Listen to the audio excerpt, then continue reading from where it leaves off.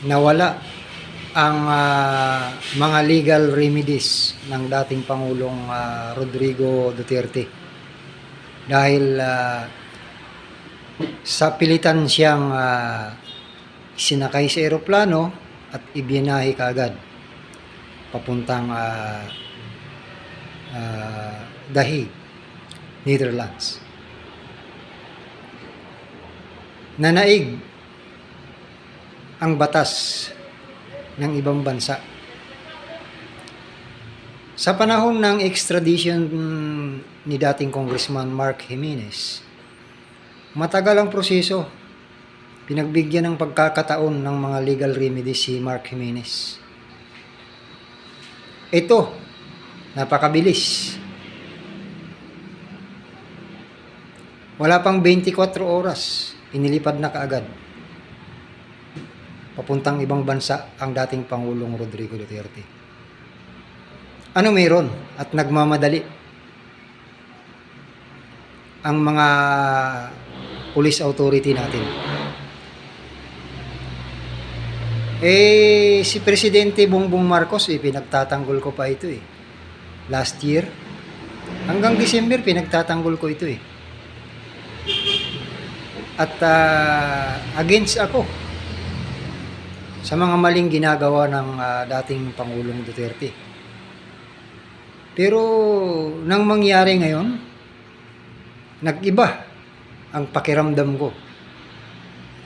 Naalala ko tuloy yung mga pronouncement or mga sinabi ng Pangulong Ferdinand Marcos Jr. na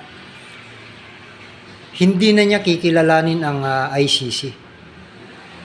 Aba, sa nangyari ngayon nagsinungaling pala siya sa taong bayan.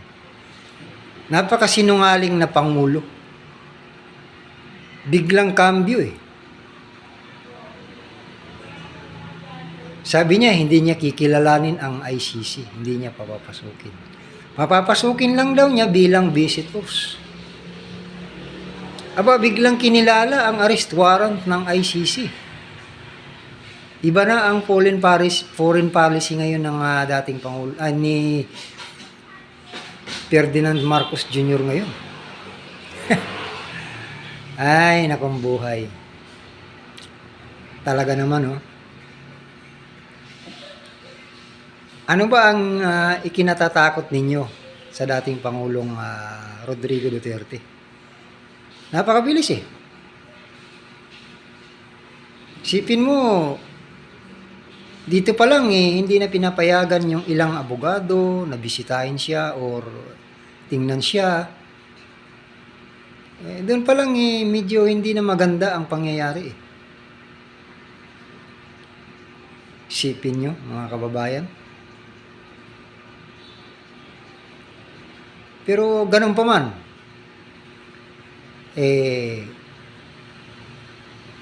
bahala na ang mamamayang Pilipino kung ano ba ang kanilang pananaw dito sa pag-aresto sa dating Pangulong Rodrigo Duterte. Siya ay nagsilbing Pangulo, ipinatupad niya yung war on drugs. At dahil doon, kaya siya ngayon na-aresto. Ang war on drugs na operasyon na maraming namatay at mayroon din na abuso, dito dapat sa Pilipinas ang jurisdiction ng mga kaso. Kaya lang, wala tayong magagawa. May ilan tayong mga kapwa Pilipino na para lang sumikat, tumakbo sa ICC. Samantalang dito, hindi nila ginawa yung legal na pamamaraan bago muna pumunta sa International Criminal Court. Dahil maliwanag naman sa patakaran ng ICC na papasok lang sila kung sakaling hindi na gumagana ang justice system sa isang bansa. Ay dito gumagana pa Kaya ngayon, eh, nawala sa atin ang mga legal remedies na dapat nating i-avail na naaayon sa Constitution. Naghain ng petition for certiorari ang kampo ni dating Pangulong Rodrigo Duterte sa Supreme Court. Kaya lang, kahit maglabas bukas ng desisyon ng Korte Suprema na dapat hindi dalhin sa ibang bansa ang ng dating Pangulong Rodrigo Duterte, wala na pong magagawa. Maaaring sabihin ng ICC na jurisdiction na namin to, kaya hindi nyo na maaaring mabawi. Yun ngayon ang problema. Nako naman, nabigla ako doon sa pangyayaring sa araw na ito. Bigla akong bumaliktad ng pagsuporta. Marcos ako pero bigla akong bumitiw. Ay, nako naman buhay ito. Anak ng talbos ng kamuti naman talaga. Sikat ngayon ang CIDG director na si Nicolas Torre. Pero aywan ko lang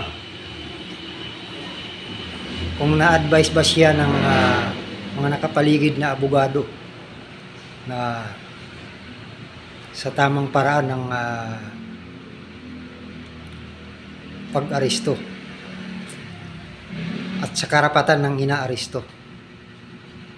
Yung pagdalaw hindi nila pinayagan ng ibang mga gustong makita si Pangulong Rodrigo Duterte. Nawala yun Ay, nako buhay. Abangan na lang natin ang legal battle ng dating Pangulong Rodrigo Duterte, sapagkat isa-cite din naman yung mga rules ng ICC o yung kanilang tinatawag na saligang batas nila. Doon din kukunin ng mga abogado ng Pangulong Duterte ang depensa kung nalabag ba ng ICC ang karapatan ng dating Pangulong Duterte.